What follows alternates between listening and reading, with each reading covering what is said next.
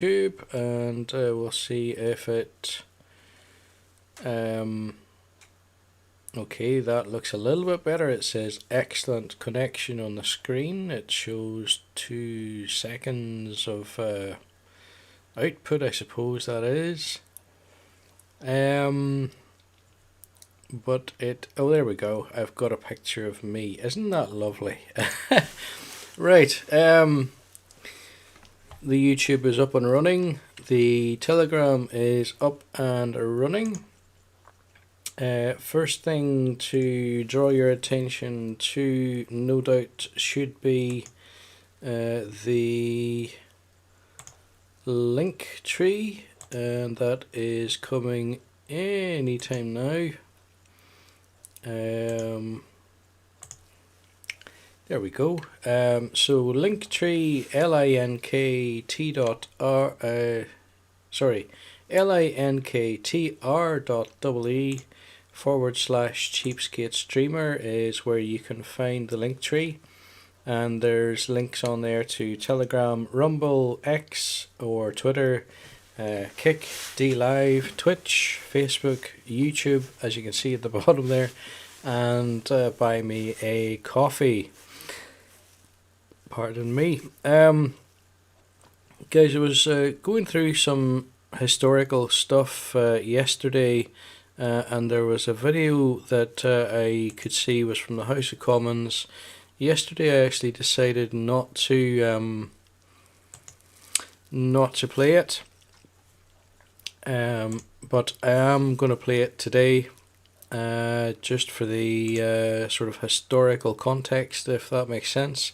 Now, I'm not entirely sure of the date of this video, but I'll comment as we go along.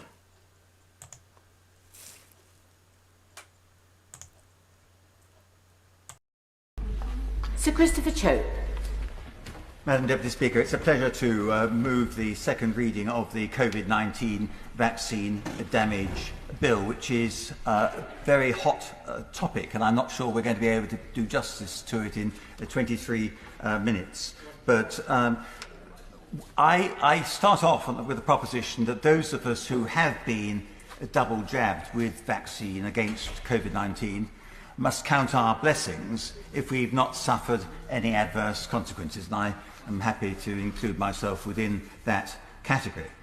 This bill is about all those who have suffered injury or even death as a result of enlisting in the war against COVID by being vaccinated. The numbers affected are relatively low, which is all the more reason why the government should not be playing hard to get in relation to the compensation scheme for those who do suffer adverse consequences as a result of having done the right. Okay, first couple of things I want to say. The vaccine damage payment scheme is absolutely not a compensation scheme, and to suggest that it is misleading. Nevertheless, it is good that Sir Christopher Chope did decide to present this bill, and actually reassuring in some senses that there were quite a number of MPs sitting in order to hear the detail of the bill. Now, as I say, this is a historical thing, so I'm not entirely sure, as you might say, what happened next, whether the bill was progressed or whether it didn't get enough support. I suspect it's maybe the latter might be the reality, but that I'm just not sure. What else was I going to say about this? Yeah, I mean, he's pointed out the fact that this bill is intended to help people who did the right thing, who are not anti-vaxxers, who went ahead and got their COVID vaccination, in quotes, and who suffered as a result of doing that. Let's see what else he has to say.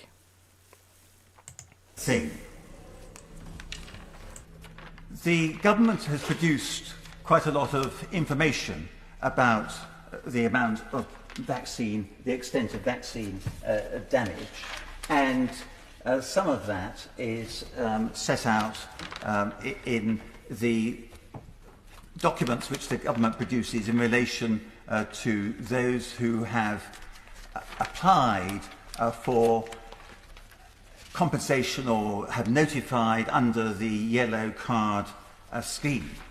And essentially what the yellow card scheme shows in the most recent report, which came out I think on the 9th of September and covers the period from the 9th of December up until the 1st of September, it shows that there have been 435 reports of major blood clots and low platelet counts, including 74 deaths.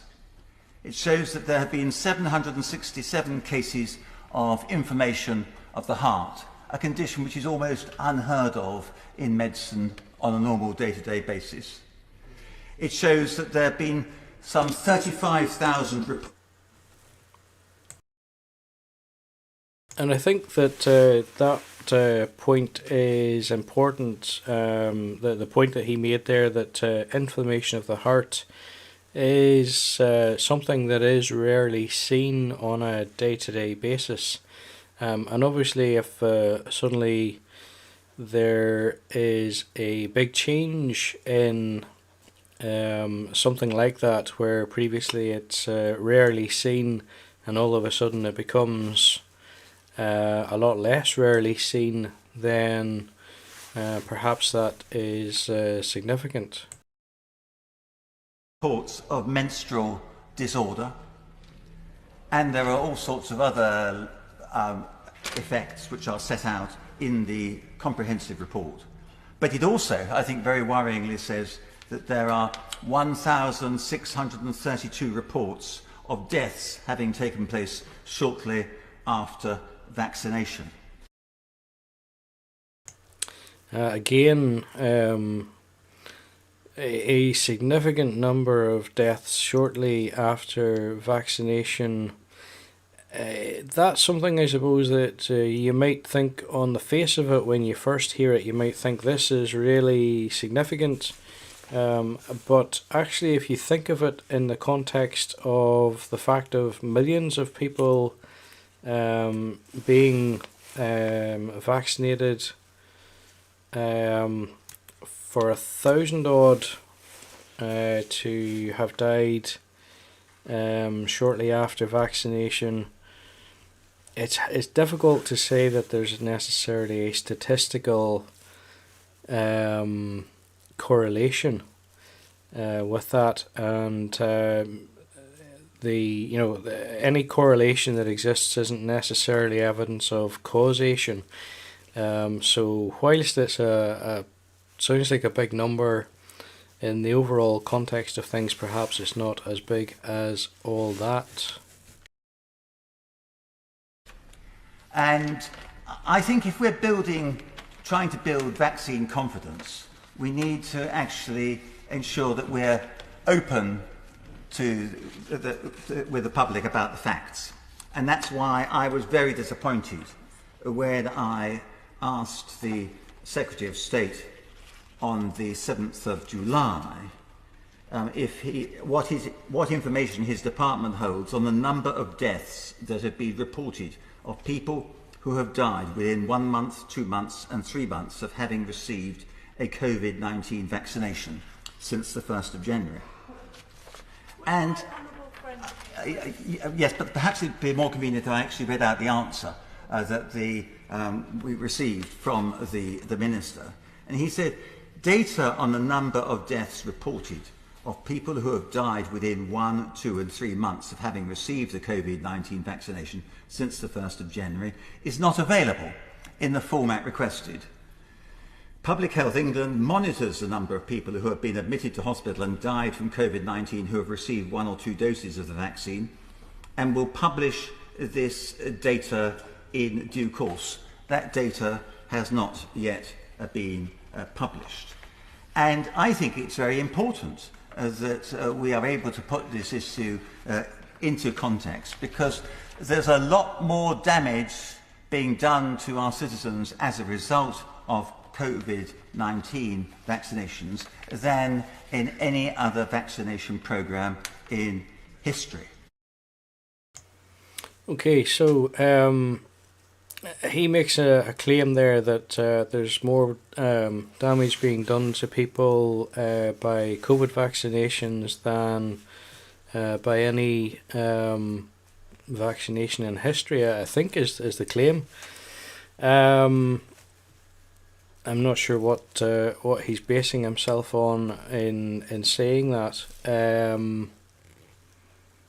But as regards public confidence, I believe he is absolutely right in that it is absolutely key to be open and honest with the public if you are to expect them or even ask them to trust what they're being told.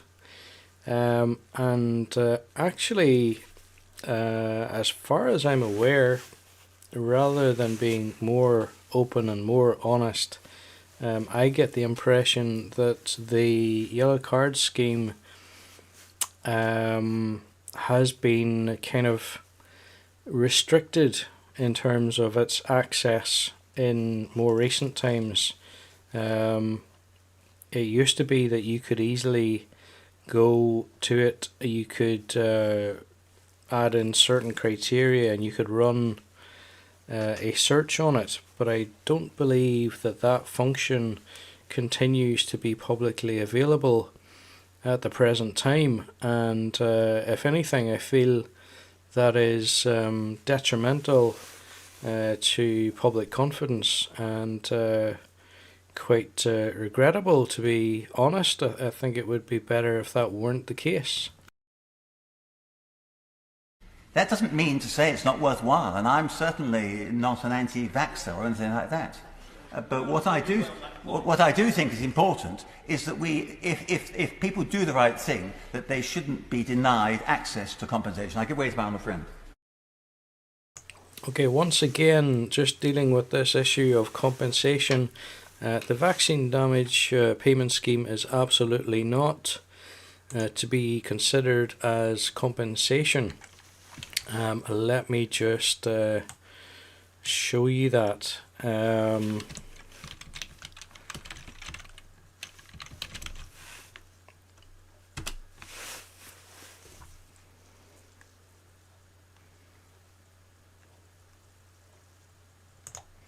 I think it is mentioned on this page. So this is a page from the NHS Business Services Authority talking about the vaccine damage payment scheme. As you can see here, it says if you have become severely disabled as a result of receiving certain vaccines, you may be entitled to a vaccine damage payment of £120,000. If you're over 16, you can make a claim yourself. You can apply on someone else's behalf if they're under 16 and you're their parent or guardian, if they're not able to manage their own affairs and you act as their legal representative, or if they've died and you manage their estate. Now, as you can see here, a vaccine damage payment is tax-free and it is not treated as compensation, meaning you could still seek damages in court. Okay, so as I say, it's not treated as compensation. Now, they do go on to say that a vaccine damage payment can affect your benefits and entitlements, and there is a link there with more details. But guys, the point that I absolutely want to get across and the sort of the misinformation that I want to correct, the record I want to set straight, is that the vaccine damage payment is not compensation. Absolutely not. If you were vaccine injured or bereaved, you could still seek damages in court, in addition to receiving a vaccine damage payment. I would suggest that your chances of receiving damages in court would probably be greatly increased by being accepted as a genuine claimant under the vaccine damage payment scheme. But at the same time, I don't believe that that's necessarily a prerequisite. I don't think whether you apply or not to the vaccine damage payment scheme, I don't think that is a prerequisite, and I don't think you're excluded, if you like, from seeking damages in court if you didn't apply, or indeed if your claim was not accepted. Let's go back to the video. Thank you, Madam Deputy Speaker. My right honourable friend is making a very strong case. But would he agree with me that we don't want to send a message from this House that vaccines are a bad thing? Vaccines are right, and we should be vaccinated. But equally, on the very rare occasion when it goes wrong, isn't it right that there is compensation made available on those very rare occasions? Well, that's exactly my point, and I'm grateful to my honourable friend for summarising it so succinctly and accurately. Okay, so as you can see, the clear message here from the House of Commons is that vaccination is absolutely the right thing to do, irrespective of any risks of injury or worse, and they do not want the message to go out that that people should think otherwise. I forget exactly what the chap said there, but basically I think it was along the lines of that they want to see people to continue to be vaccinated. I suppose it's important maybe here to highlight the fact that these are MPs and perhaps not necessarily professionally qualified to really conduct a proper risk-benefit analysis, if you take my point. But whilst they are discussing this, they want to put the emphasis on the fact that injuries and deaths are very rare, albeit going by what they've said, a lot less rare than for other vaccination campaigns. But let's continue. That's, I think, where the government comes into this. Now, unfortunately, I know that the Minister is not going to have much time, if any, in which to expand upon this issue today. And so I hope that he'd be willing to arrange for me to be able to come along, perhaps with one or two colleagues, to talk to ministers about this very important issue. Yes, of course. I hope I can give my honourable friend the reassurance that I, or perhaps more appropriately, the relevant minister will, I'm sure, be happy to meet him to discuss this legislation. I'm most grateful for that. And of course, there's some doubt, Madam Deputy Speaker, as to who the relevant minister is, because when I put down questions on this subject, I'm told that it's the responsibility of the Department for Work and Pensions to deal with the Vaccine Damage Act. And from that department, I've received information as to the number of applications that have been made up until the middle of July, and they were... Okay, just to point out very briefly, it is the Department for Work and Pensions that administers the vaccine damage payment scheme, and that's possibly why he refers to them there.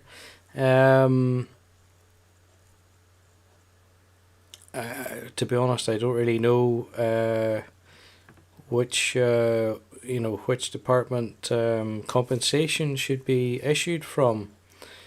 Given that the encouragement to get vaccinated appeared to come from throughout government, but in particular from the Cabinet Office. So I don't feel as though it would be entirely fair or proportionate to lump all the compensation claims onto the Department of Health. At the end of the day, it's the Department of Health that ends up actually incurring extra expenditure in trying to cope with the aftermath of the injuries caused to the vaccine damaged and bereaved.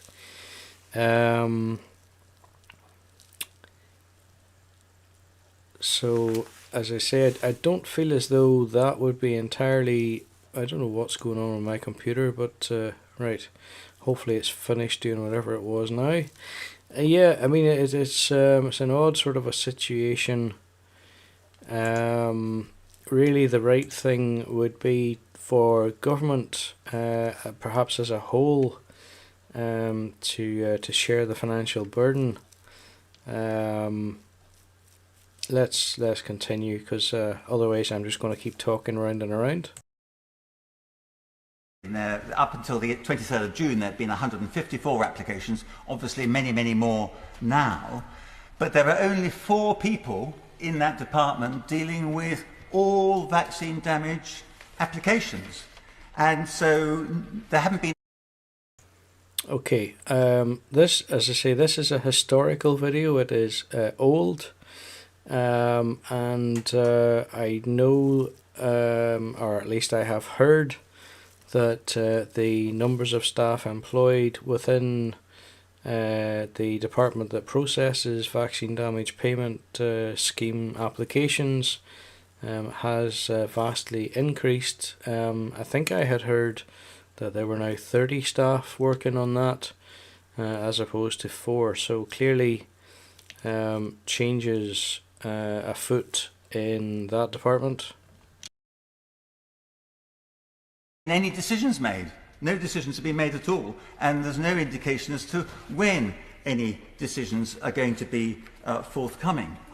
Of course I will. Right honourable friend give way. Just on, thank you, Madam Deputy Speaker. Just looking at the government website here, it's the government did a press release on the 3rd of December last year saying that COVID-19 was going to be added to the vaccine damage payment scheme.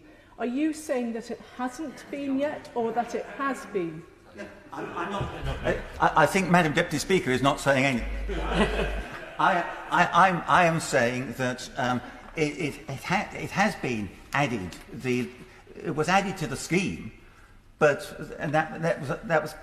from all the intents and purposes, it seems to have just been a gesture, because in the substance of it, people have now started applying under the Act for compensation, and none of those cases have been dealt with. No decisions have been made in any of those cases, and worryingly... Okay, just once again, as I just said earlier, it is not compensation. A vaccine damage payment is not treated as compensation. Right, he was talking about whether or not COVID vaccines had been added to the scheme, so let's click on the certain vaccines link, and we'll just confirm that it is here. So as you can see, this is the government.uk vaccine damage payment page. We are on the eligibility part of the site, and it says here you could get a payment if you're severely disabled and your disability was caused by vaccination against any of the following diseases. And the very first one, as you can see there, is coronavirus brackets COVID-19. So that is about as clear as can be. There are the other vaccines that are mentioned there. Let's just run through them quickly, just in case anyone's in any doubt, and indeed if anyone has a suspicion that they've been affected by any of these. So diphtheria, Haemophilus influenzae type B or Hib. I'm just pausing because that sort of looks like flu, but I don't think it is. But I'm not sure what it is. Human papillomavirus. So that's the HPV, as it's often referred to. And here we've got influenza, except for influenza caused by a pandemic influenza virus. Sorry, what? Let's read the thing again. You could get a payment if you're severely disabled and your disability was caused by vaccination against any of the following diseases. And then we jump down and we've got influenza, except for influenza caused by a pandemic influenza virus. I don't honestly understand what is trying to be said there. I mean, on the one hand, they're saying you can have a vaccine damage payment if you have been vaccine damaged by an influenza jab, except for influenza jab vaccination caused by a pandemic influenza virus. That to me makes no sense. I don't understand the exclusion, or indeed when it would apply. That actually might be a good one to do a freedom of information request on, just to get that clarified, so that people actually know what they can and cannot apply for. Moving on, the measles vaccination is there, as is mumps, just skipping out to meningitis B, C and W. Now here is, okay, so here's one called pandemic influenza A, H1N1, that says 2009, and it says bracket swine flu, and it also puts the time limit up to the 31st of August 2010. So actually, as far as I was aware, I thought H1N1 was bird flu. However, it says here swine flu, so obviously this relates to this very specific jab that was given in 2009, and certainly not past the end of August 2010. Next one down is pertussis, or whooping cough. Then we've got pneumococcal infection.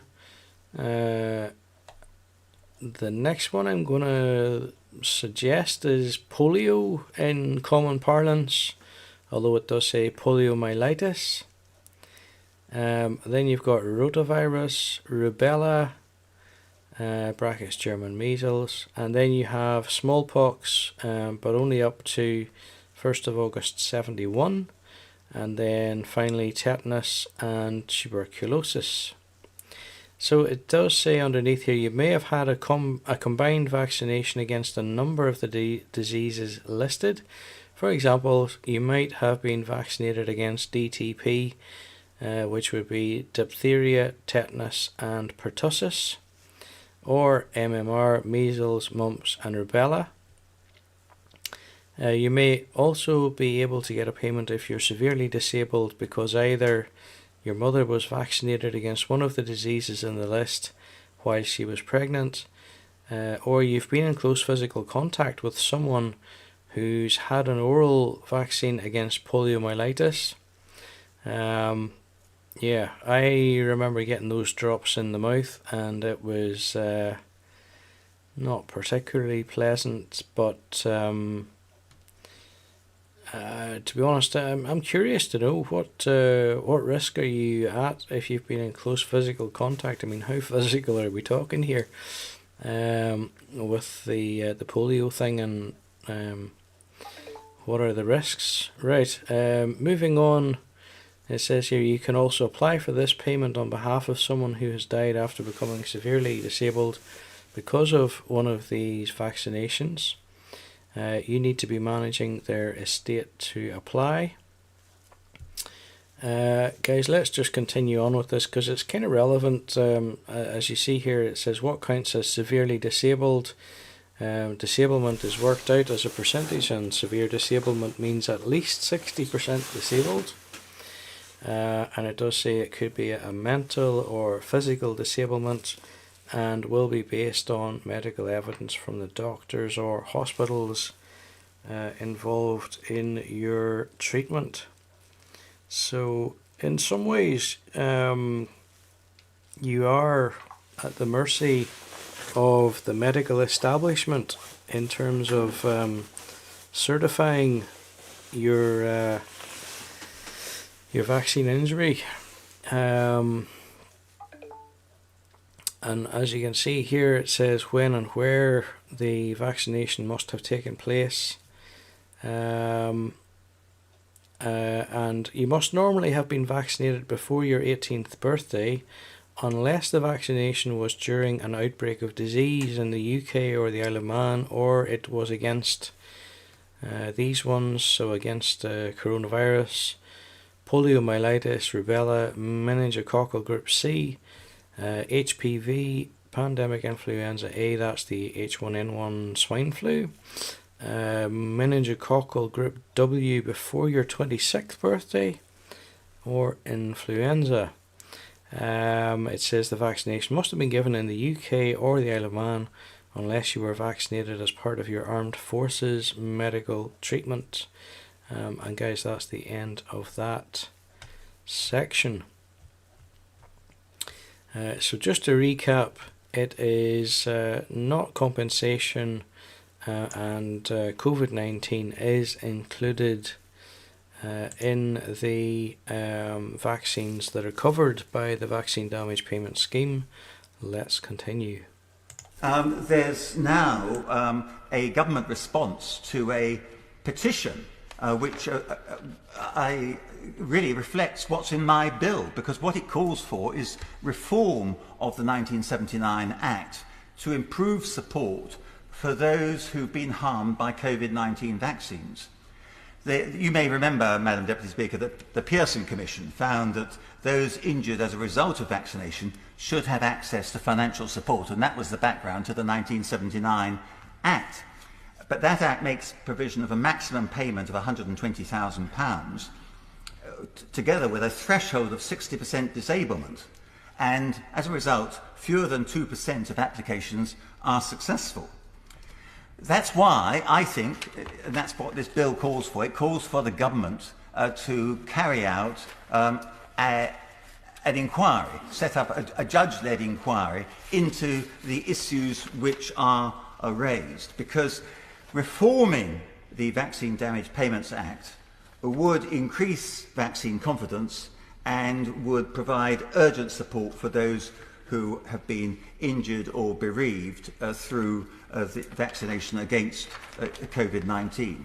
So what did the Minister say when he responded to that petition, because, as you will know, Madam Deputy Speaker, when a petition has gathered over 10,000 signatures, then that's a trigger for a government response. We don't get a debate in this House until 100,000 signatures. What the response dated the 5th of August says is the government has a robust system to monitor potential side effects of the COVID-19 vaccine and has added the vaccine to the VDPS. We will consider further action as more evidence becomes available. And then it goes on to tell us what we already know about the 1979 Act. And then it says, whilst understanding the desire and need to move forward rapidly with processing these claims, it is important to have an established evidence base around causational links between the vaccine and potential side effects. Not doing so risks claims being declined in error based on a lack of evidence, disadvantaging applicants. But of course, Oh, right, sorry, I don't know if the microphone was active for the whole of that or not. So what he's saying here appears to be basically we don't want to kind of go ahead and deal with these claims too quickly until we've actually got an evidence base to work off. It almost sounds a bit like a kind of a chicken and egg situation, in as much as he appears to be saying that we want to err on the side of caution in terms of avoiding refusing some of these claims perhaps in error, because perhaps we didn't realise that certain things were typically as a result of vaccination. And yet at the same time, of course, how do you how do you build this evidence base?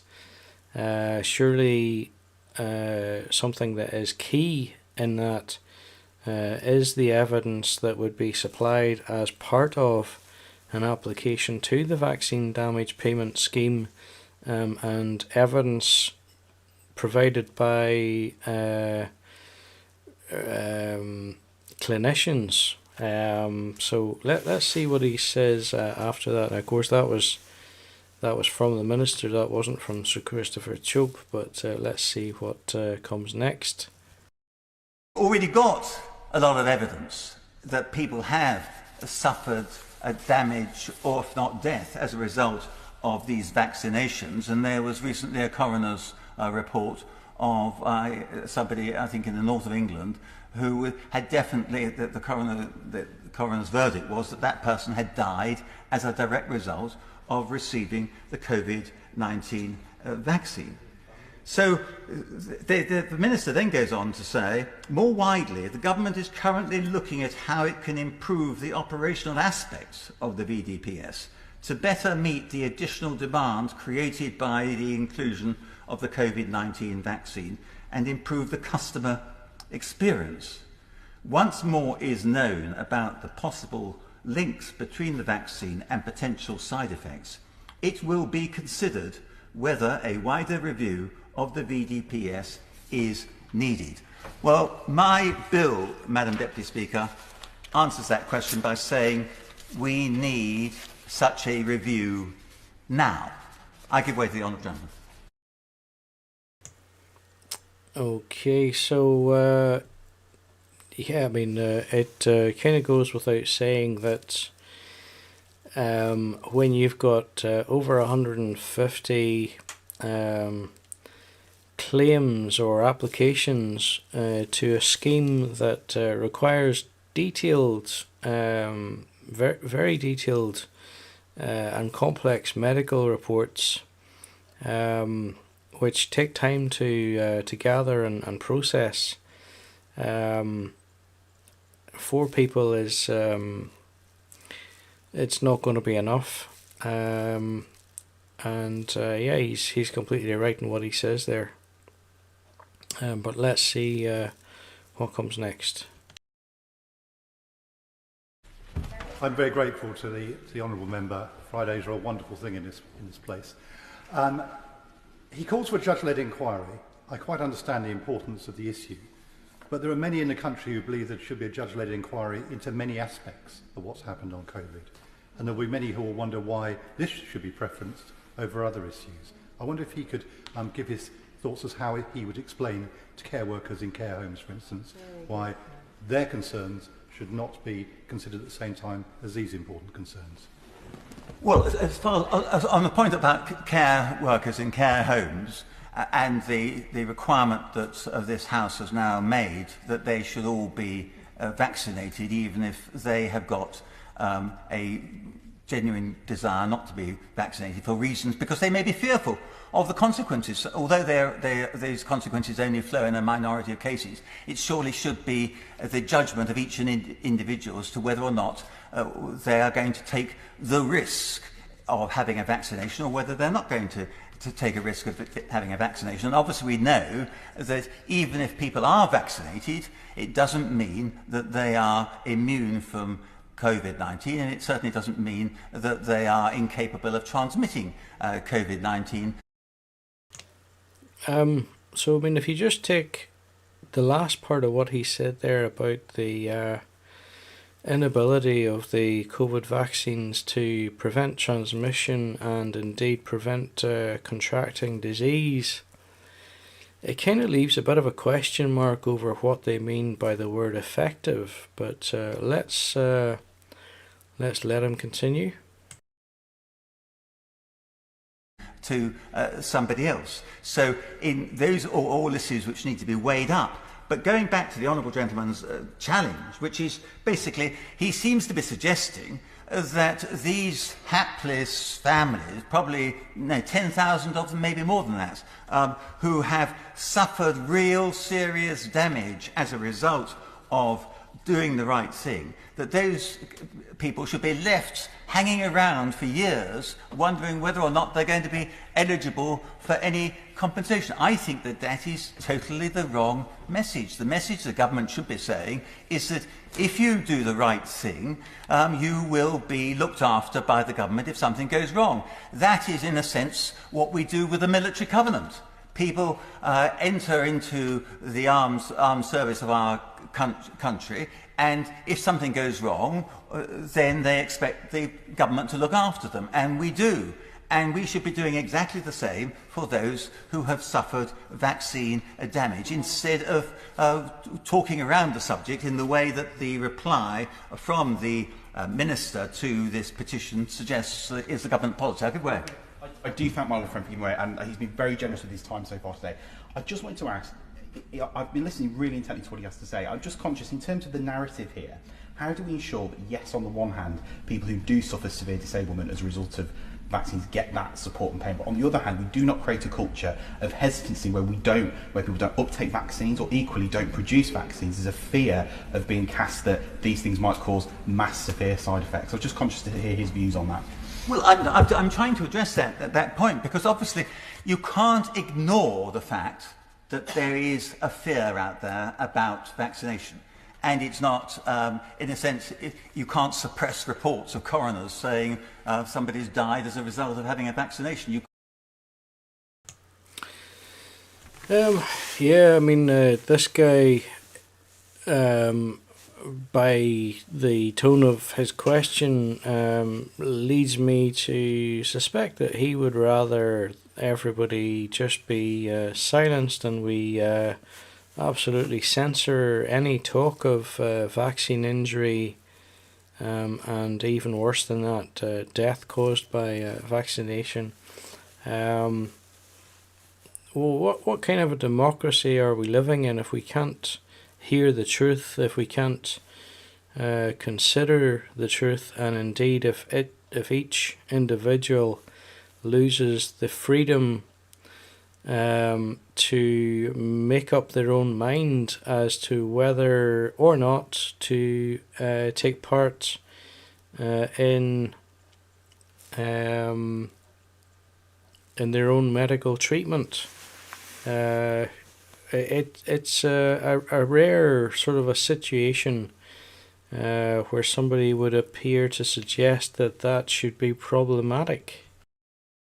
Can't suppress reports. I know from my own personal knowledge of people who have suffered people in really good health, and then they had their first vaccine, and I know of one person in particular who then had a stroke and was in hospital for some time of that, and then had severe heart problems and even had to be referred to Harefield Hospital. Now, those are not just anecdotes, those are facts which are known across the country by people.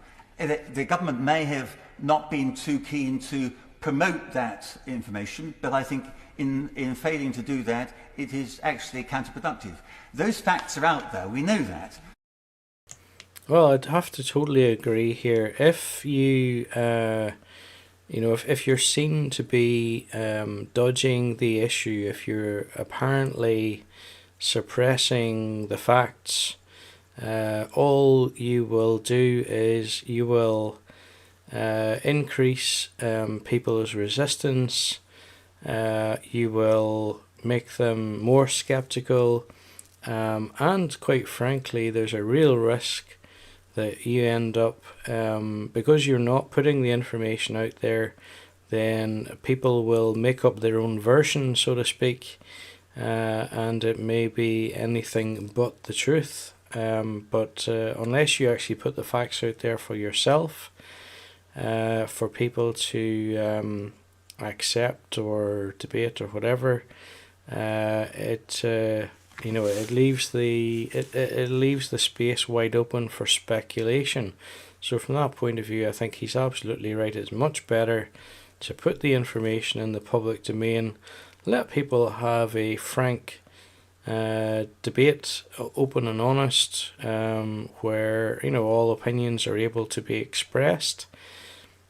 People can consider the actual risks at the end of the day. If they're given good information, what's the difference between that and going for an operation? At the end of the day, when you go for a surgical procedure, the surgeon or the anaesthetist will come and see you.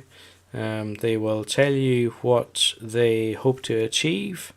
If it's a procedure that they have done in the past, they may be able to tell you what their percentage success rate is, and they should also make you aware, or they do also make you aware of any potential complications,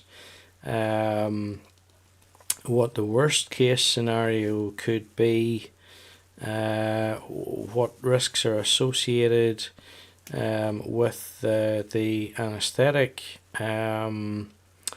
if there's any particular,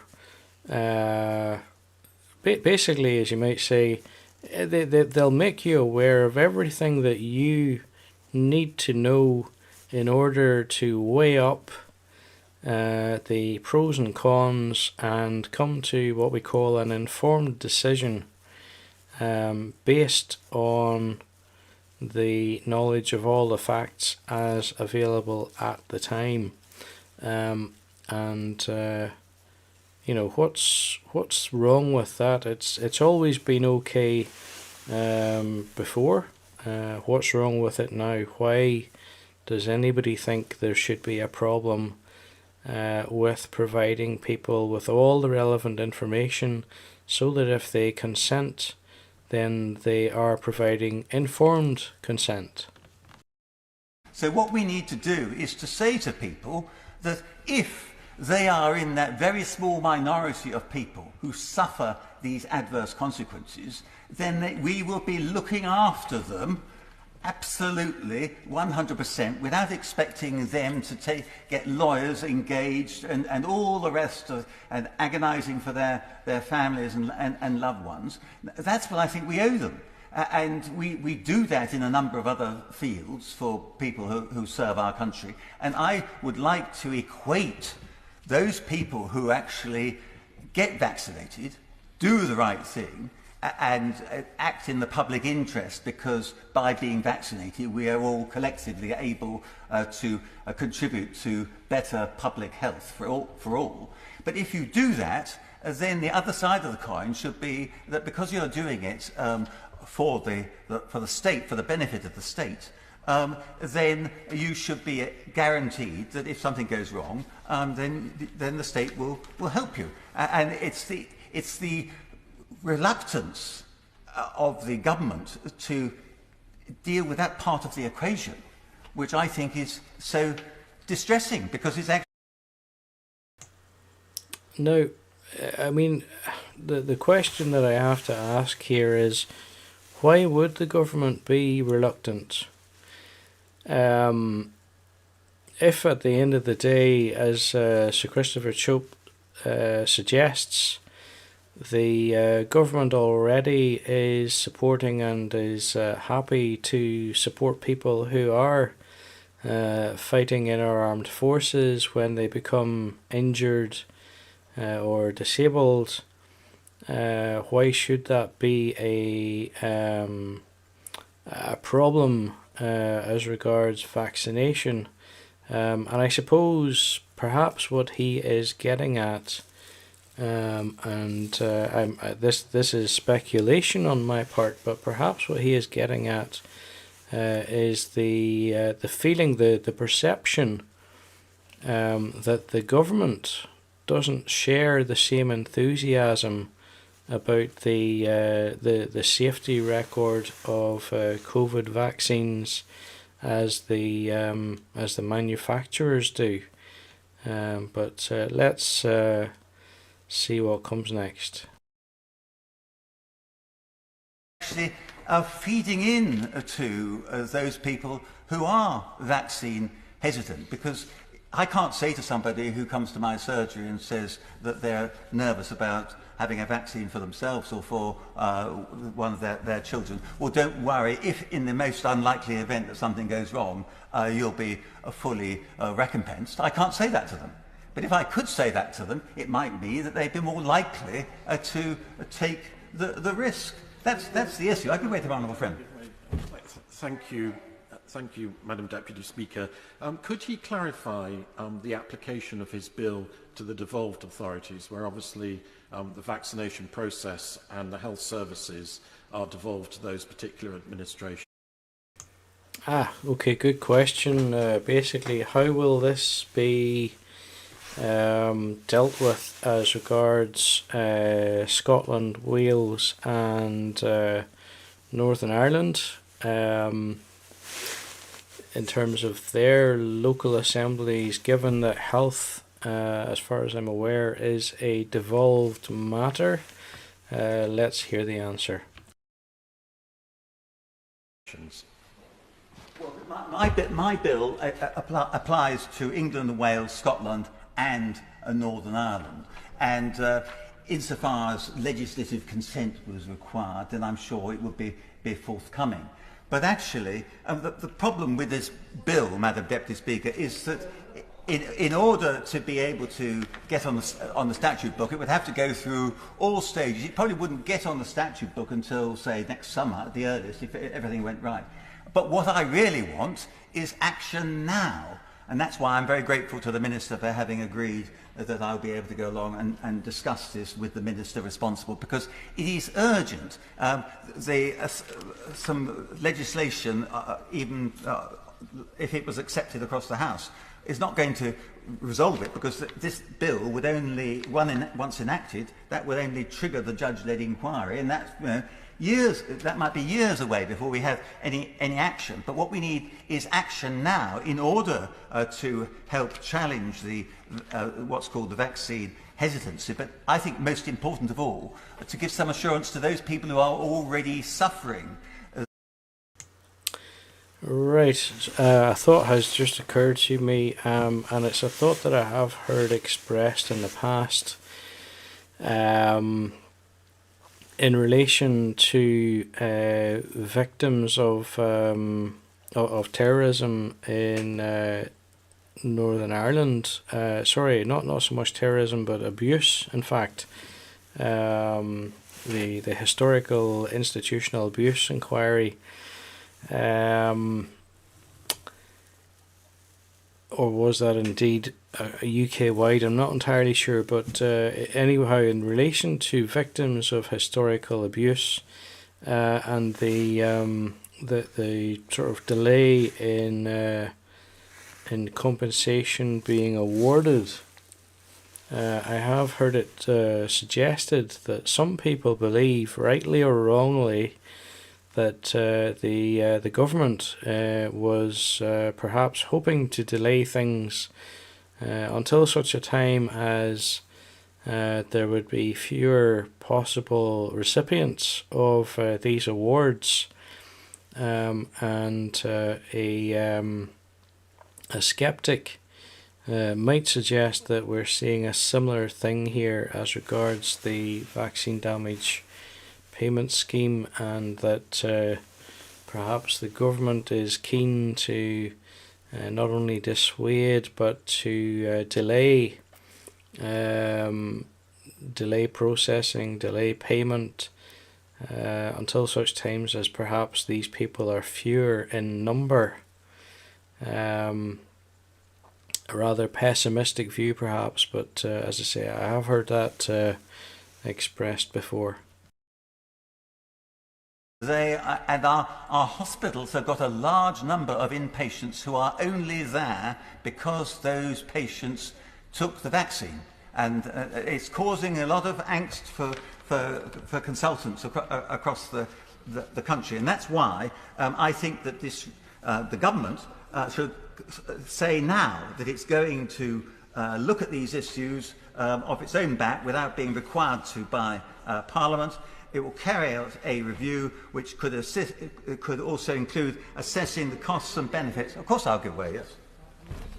Time, Madam Deputy Speaker, but I wonder if the honourable gentleman would agree that his bill would not be required if his own government agreed a date for an investigation into the government's handling of the pandemic, just as the government in Scotland has agreed to.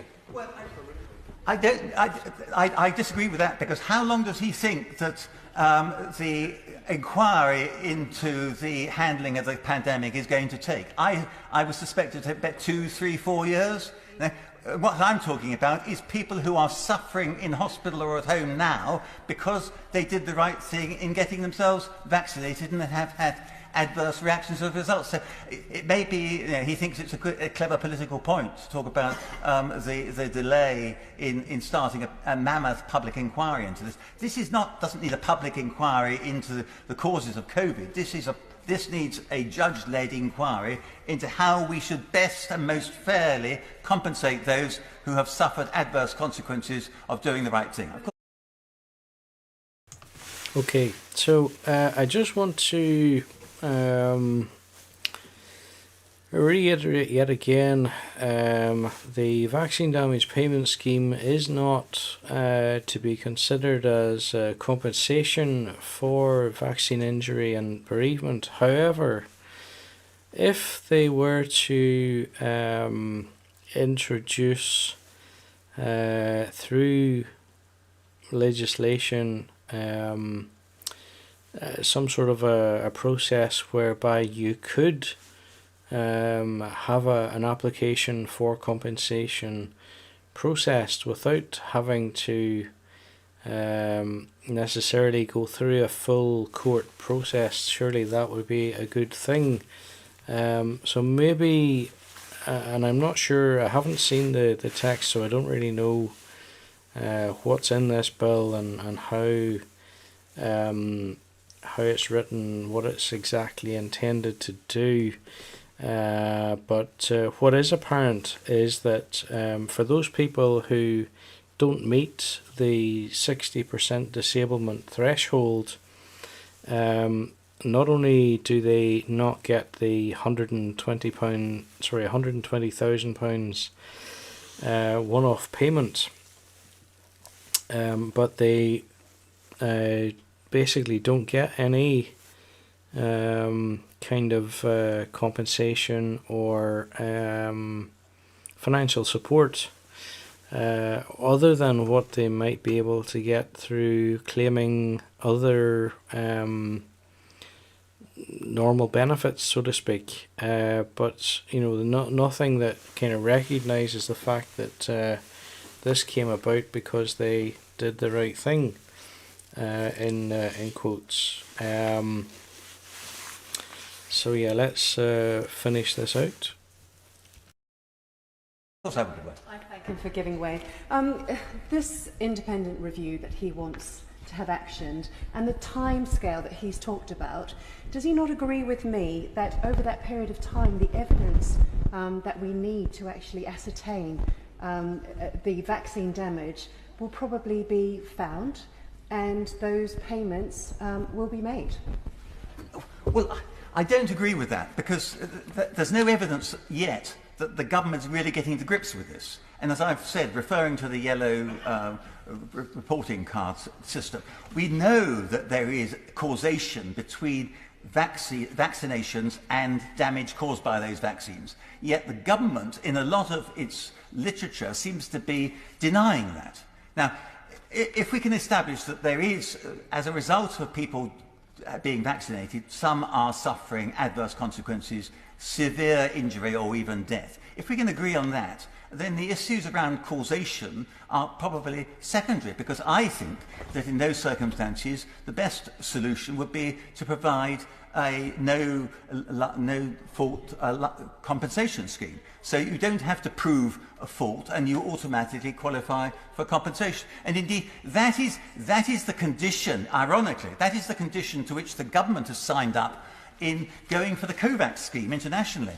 Because under the WHO COVAX scheme, the government has to agree, and is indeed paying into the COVAX scheme, to indemnify any claims made for vaccine damage arising from the deployment of those vaccines. So if it's good enough for the third world and the COVAX scheme, why aren't we doing something similar in our own country for our own people? And so that's why I'm quite passionate about this, because not only do I know people who've been adversely affected, but I think it's fundamental that if we're going to encourage more people to be vaccinated, that they should be absolutely given that assurance that if they do the right thing, they will receive a compensation. So, Madam Deputy Speaker, I'm glad that the purpose of private members' bills is not always to ensure that they get on the statute book, but to give us an opportunity to raise a subject in debate. And because I'm still on my feet,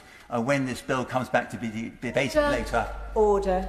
Debate to be resumed what day? Friday next. Well, Friday next.